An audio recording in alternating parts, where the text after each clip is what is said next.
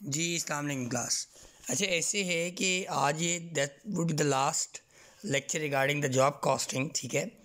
अच्छा, अब ऐसे है कि जॉब कॉस्टिंग हम पढ़ेंगे, नॉर्मल जॉब कॉस्टिंग पढ़ेंगे, system in manufacturing.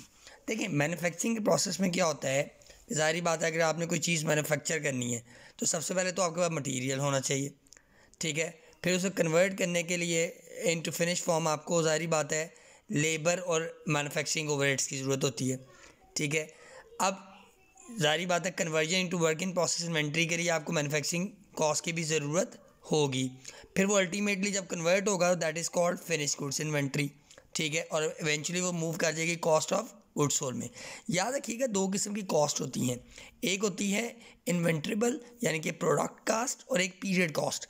When comes to the product cost, तो प्रोडक्ट कॉस्ट में material, direct material, direct manufacturing labours, manufacturing overheads, ठीक है, ये चीज़ें शामिल हो जाती हैं till the cost of goods sold तक। और जब हम बात करते हैं पीरियड कॉस्ट की तो उसमें मार्केटिंग एक्सपेंसेस और कस्टमर सर्विसेज एक्सपेंसेस आते हैं। इसे मार्केटिंग एक्सपेंसेस और एडमिनिस्ट्रेटिव भी कहते हैं। एज अ होल ये ऑपरेटिंग एक्सपेंसेस के नाम से जाना जाता है। अच्छा, इसके लिए हमें जनरल लेजर्स प्रिपेयर करने पड़ते हैं। अच्छा, उसमें क्या होता है, सबसे पहले उसमें ये होगा कि हमने बात करेंगे, ज़ाहिर बात है if you want to produce anything else और manufacture anything else you need to purchase the material first. either you are going to purchase a direct or indirect, ठीक है। that will be written with the title of material control account के नाम से, ठीक है। अगर तो ये कैश बेसिस पे परचेज करेंगे तो आप क्रेडिट में कैश कर देंगे, अगर ऑन अकाउंट होगा तो क्रेडिट में आपकी लाइबिलिटी इंक्रीज होकर अकाउंट पेएबल के नाम से आ जाएगी। अच्छा, अब लेटर ऑन जो इसमें हम बात करेंगे, ज़ाहिर बात है if you have purchased it तो later on you have to use it as well, ठीक है। अब यूजेस पर्सपेक्टिव में डायरेक्ट भी हो सकता है और इनडायरेक्ट भी हो सकता है। जब वो डायरेक्ट की बात करेंगे तो हमारे लिए जो एक टाइटल आएगा वो work in progress control account का आएगा, ठीक है। ये डायरेक्ट मटेरियल के पॉइंट ऑफ व्यू से होगा यूजेज में। और अगर हम बात करेंगे इनडायरेक्ट मटेरियल के पॉइंट ऑफ व्यू से तो उसका जो टाइटल आएगा वो मैन्युफैक्चरिंग ओवरहेड के नाम से आएगा।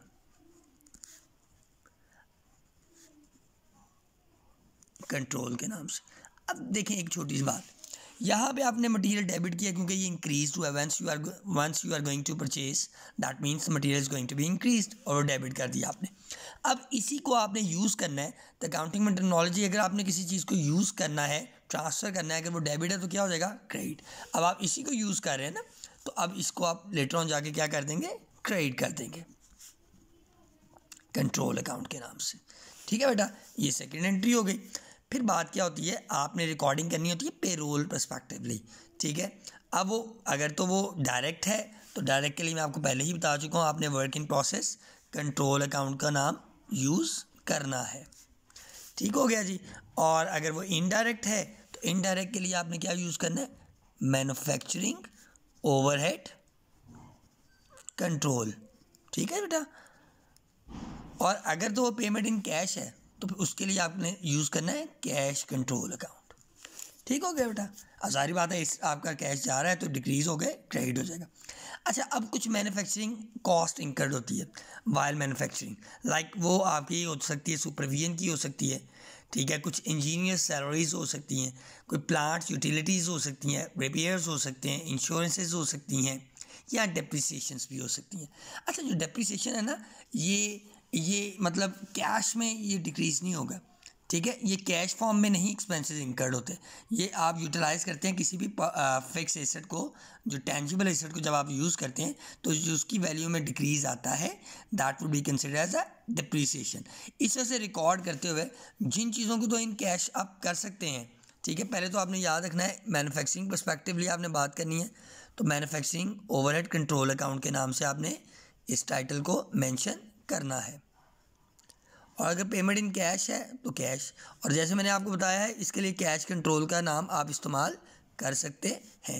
लेकिन जो चीज़ें कैश की फॉर्म में नहीं आएंगी, लाइक डिप्रिसिएशन हो गया, तो आपने उसके लिए डिप्रिसिएशन कंट्रोल अकाउंट का नाम यूज़ करना है। आप इसे एक्यूमुलेट के नाम से भी कर सकते हैं यूज़, ठीक हो गया बेटा। फिर लेटर ऑन क्या होता है, जब आप ज़ाहिर बात है आपने काम शुरू किया है तो फिर एलोकेशन होती है मैन्युफैक्चरिंग ओवरहेड्स की, यानी कि अब अल्टीमेटली आपका काम, यानी कि पहले मटेरियल परचेज़ किया, लेबर की इंगेजमेंट आई, तो अब वो अल्टीमेटली टू वर्ड है वर्क इन प्रोसेस। जब वो वर्क इन प्रोसेस है ना, यानी कि काम आपके प्रोसेस में है, इन प्रोसेस है, जारी है, ठीक है, तो इसका मतलब मैन्युफैक्चरिंग ओवरहेड ने एलोकेशन किया है, ठीक है, तो फिर ही काम जारी हुआ ना। तो अब इसका मतलब है इसको अल्टीमेटली आप ट्रांसफ़र कर रहे हैं तो ये क्रेडिट हो जाएगा मैन्युफैक्चरिंग ओवरहेड कंट्रोल के नाम से।